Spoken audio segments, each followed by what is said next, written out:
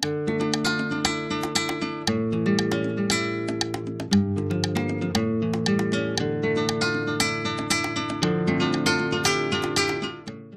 what's up? It's J.R. Martinez, actor, author, motivational speaker. I made a choice 10 years ago, and I every day still make that choice to not allow a moment that made me a victim make me a victim for the rest of my life.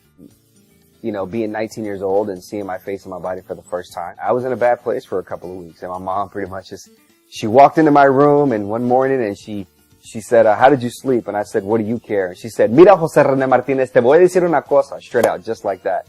And, you know, my mom had to check me. And she pretty much was like, listen, I let you have your moment of where you needed to grieve and all of that, but now we're done.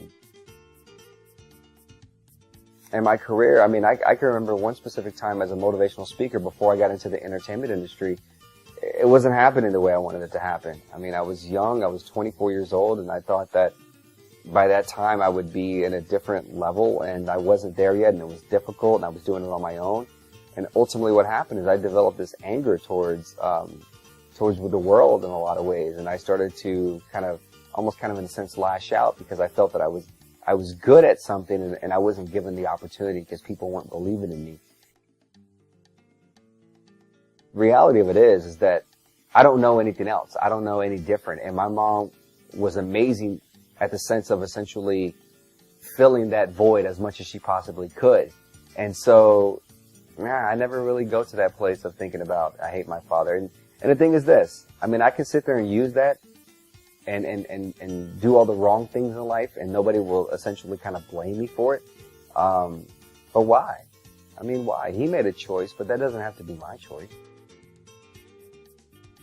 Essentially what he did is he taught me what not to do. And I will never do the things that he did, which first and foremost has ever abandoned my daughter.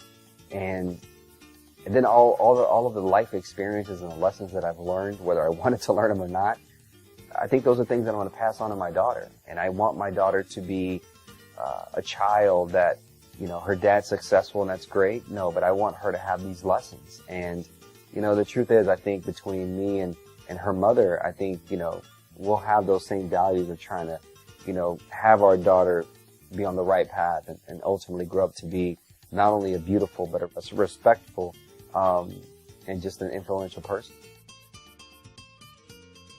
The stereotype in a lot of ways when it came to Latinos was just Mexican. Either you're a straight up Mexican, like you listen to this type of music like banda and ranchera and all that stuff, or you're like a cholo, you're like a gangbanger, you speak like, hey, watcha, you know, you speak like that. And that wasn't me, you know, that wasn't the way I came across. And so it was one of those things that even though it was difficult, it was kind of in a lot of ways one of those things where I know who I am, I know where I come from, and I know I'm not essentially what you think I am. I think it's really important for people to kind of say, listen, you know, this whole feeling of being entitled to essentially success and to money and to power, yeah, that's nice, but you're really not entitled to it. You got to work for it. And it's not about what you did 10 years ago. It's about what you do today and continue to do. And people just got to be, you know, more open to starting over and to change.